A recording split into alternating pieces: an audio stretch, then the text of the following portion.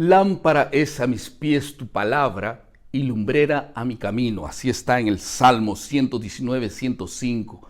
La Biblia es representada como una lámpara que ilumina el camino de la vida. Prepare su corazón. Vamos a estudiar este trimestre el fascinante tema relacionado con la palabra de Dios. Sean todos bienvenidos al bosquejo de la lección de la escuela sabática.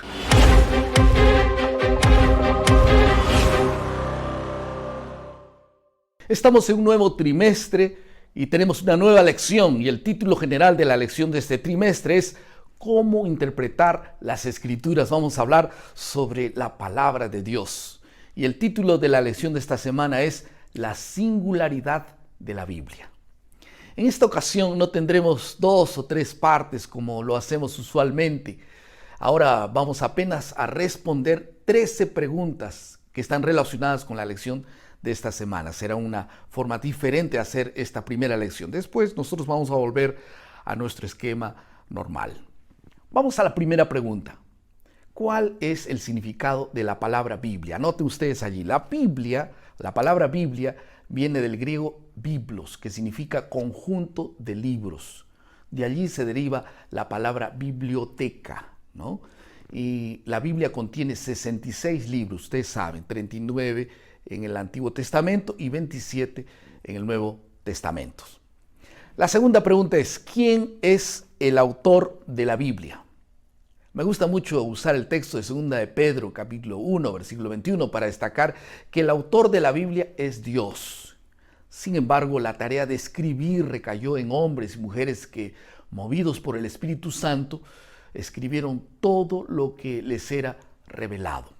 Hubo alrededor de 40 personas que participaron como coautores de la escritura de la Biblia, y todo ello en un periodo de aproximadamente 1500 años. Y en todos los libros hay una armonía perfecta. La tercera pregunta es, ¿dónde se escribió el Antiguo Testamento? Una pregunta que muchos se hacen.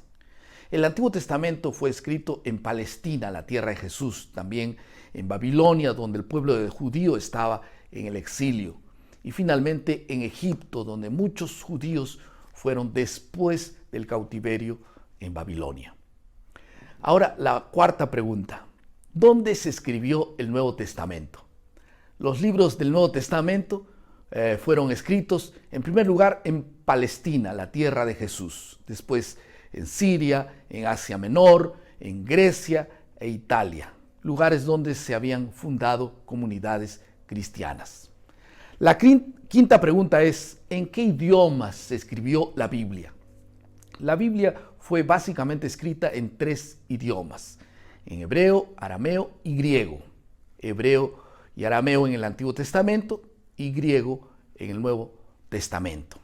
La sexta pregunta es, ¿cuántas traducciones hay de la Biblia? ¿Cuántas traducciones existen de la Biblia? La Biblia fue el primer libro que fue traducido y publicado, y esto masivamente por un grupo de escribas judíos en Alejandría. Y en la actualidad, la Biblia ya ha sido traducida a más de 2000 idiomas y hoy puede ser leída por la gran mayoría de la población de la tierra. Ahora vamos a la pregunta número 7. Y la pregunta es, ¿en qué estaba escrita la Biblia? ¿Saben que los libros de la Biblia se escribieron originalmente en tabletas de barro, en arcilla? También fueron escritas en papiros, una planta que crecía a la orilla del río Nilo, en Egipto, y seguía un proceso y hasta convertirse en un tipo de papel. También fue escrita en pergaminos, un cuero de oveja que era curtido y preparado. Era llamado de pergamino porque se usó por primera vez en la ciudad de Pérgamo, 200 años antes de Cristo. La octava pregunta es, ¿quién dividió la Biblia en capítulos y versículos?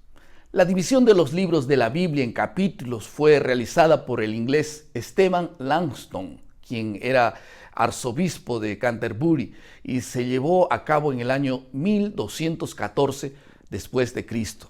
Ahora, la división de capítulos en versículos fue realizada definitivamente en el año 1551 por el tipógrafo Roberto Stefano. Actualmente la Biblia tiene 1.328 capítulos y 40.030 versículos. La novena pregunta es: ¿cómo se divide el Antiguo Testamento? El Antiguo Testamento se subdivide de la siguiente manera. En primer lugar está el Pentateuco, que son los primeros 5 libros desde Génesis hasta Deuteronomio. Después están los libros históricos, después los libros poéticos y finalmente los libros proféticos. La 10ª pregunta es: ¿cómo se divide el Nuevo Testamento? El Nuevo Testamento se divide de la siguiente manera.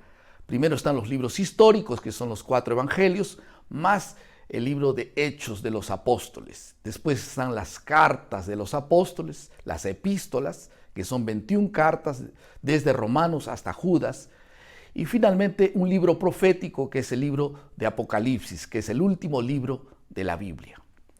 La pregunta número 11. ¿Quién es el centro de la Biblia? Parece obvia esta pregunta, pero es necesario responder. El centro de la Biblia es Jesús. Toda la Biblia apunta al Hijo de Dios hecho hombre.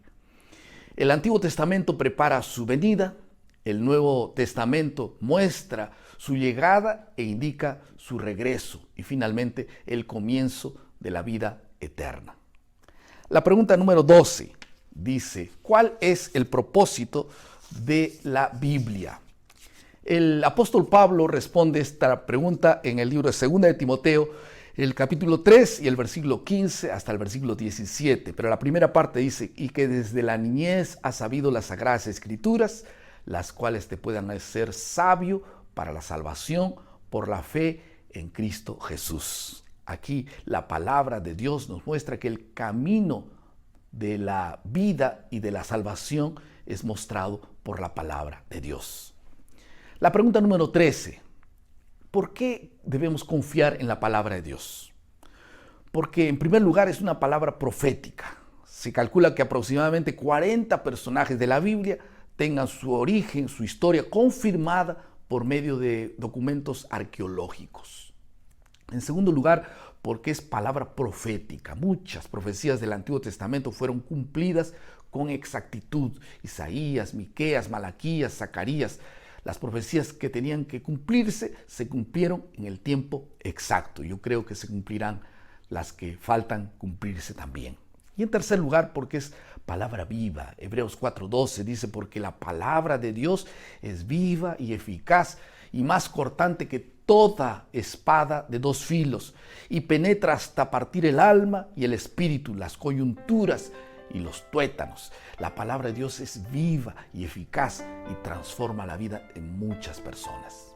Algunas aplicaciones al final de nuestro bosquejo. Al terminar esta primera lección podríamos adoptar un lema. ¿Qué les parece? El lema sería el siguiente: por la gracia de Dios decido estudiar la Biblia, decido vivir la Biblia, decido enseñar la Biblia. En otras palabras, estudiar la palabra, vivir la palabra y enseñar la palabra. Que tu vida pueda reflejar esto y esta decisión por la palabra pueda llevarte a tener vida eterna. Vamos a orar. Querido Padre, muchas gracias por tu palabra. Bendícela, Señor, y bendice a todos aquellos que se aproximan para leerla y encontrarte en ella. En el nombre de Jesús. Amén. Muchas gracias por estar con nosotros una vez más. Recuerden nuestro lema: maná cada día, cada uno, cada mañana es alimento para la vida. Y en esos tiempos difíciles, mantente firme en la palabra.